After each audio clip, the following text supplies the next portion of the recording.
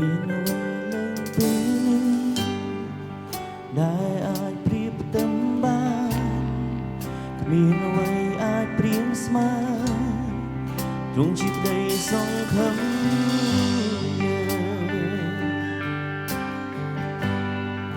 គឺវត្តមានទ្រង់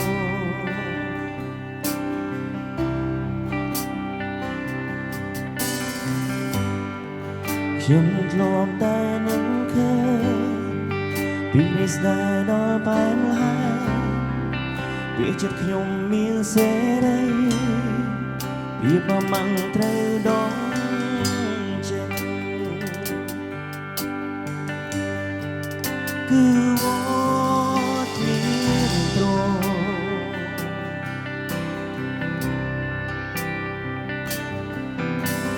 ព្រះវិញ្ញាណបរិសុទ្ធយើងស្វាគមន៍ទ្រង់សន្តិដ្ឋនៅកន្លែងនេះនឹងចាំបងពេញដួងចិត្តយើងត្រូវការសេរីរងរឿងទ្រង់ដើម្បីលំនៅក្នុងព្រះវត្តមានទ្រ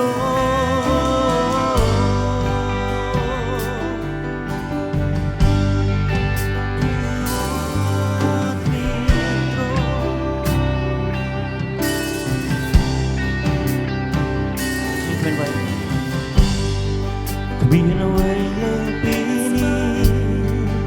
ដែលអាចប្រៀបផ្ទឹមបានមានអ្វីអាចព្រៀងស្មើទ្រង់ជាក្តីសង្ឃឹម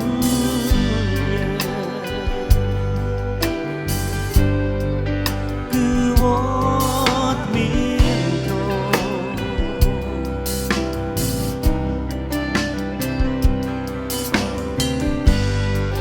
ខ្ញុំធ្លាប់តែនឹងឃើញពីក្តីស្នេហ៍ដល់បែបហើយវាចិត្តខ្ញុំមានសេរីវាប្រមាំងត្រូវដងចេញគឺវត្តមានទ្រង់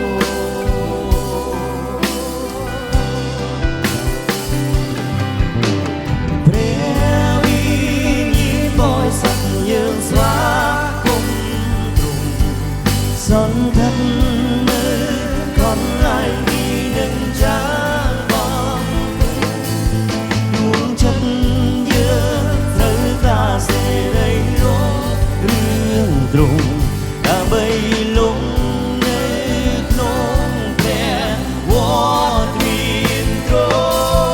ង់ព្រះវិញ្ញាណបរិសុទ្ធយើងស្វាគមន៍ទ្រង់សន្តិដ្ឋនៅកន្លែងនេះនឹងចាំបងពេញដួងចិត្តយើងត្រូវការសេរីរងរឿងទ្រង់ដើម្បីលំនៅក្នុងព្រះវត្តមានទ្រង់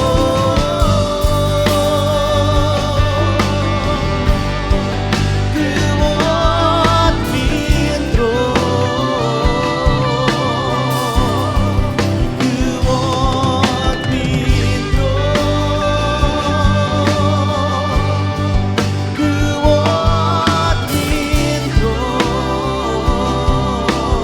គឺជាព្រះវិញ្ញាណព្រះវិញ្ញាណបរិសុទ្ធយើងស្វាគមន៍ទ្រង់សង្ឃឹមនៅកន្លែងនេះនឹងចាំបងពេញដួងចិត្តយើងត្រូវការសេរីរងរឿងទ្រង់ដើម្បីលំនៅក្នុងព្រះវត្តមានទ្រង់ព្រះវិញ្ញាណបរិសុទ្ធយើងស្វាគមន៍ទ្រង់នៅកន្លែងនេះចាំបងពេញ